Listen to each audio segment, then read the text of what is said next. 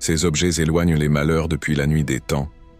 Depuis l'Antiquité, les gens cherchèrent des moyens de se protéger des mauvaises influences.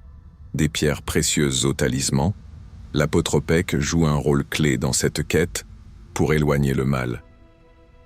Tu sais que le fer à cheval, symbole de chance, a été cloué au-dessus des portes pour repousser les esprits malfaisants. Étonnant, non? On retrouve la médaille de Saint-Christophe dans les voitures, censée protéger les conducteurs lors de leur trajet. Un geste simple avec une signification profonde.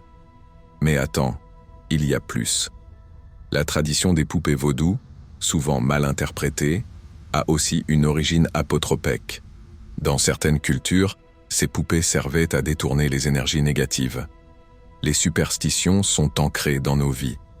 80% des gens font un geste spécifique pour se protéger, même sans y penser. Le simple fait de toucher du bois ou de croiser les doigts en dit long. Voici un fait troublant. Dans certaines cultures d'Asie, les miroirs sont placés à l'extérieur des maisons pour repousser les entités malfaisantes. Cela prouve à quel point cette peur est universelle. Et même si certains rient de ces croyances, elles révèlent notre besoin de sécurité. La peur de l'inconnu est profondément ancrée en nous. En fin de compte, ces objets apotropèques ne sont pas simplement des artefacts. Ils incarnent l'espoir, la foi en un avenir meilleur, une protection spirituelle à travers le temps.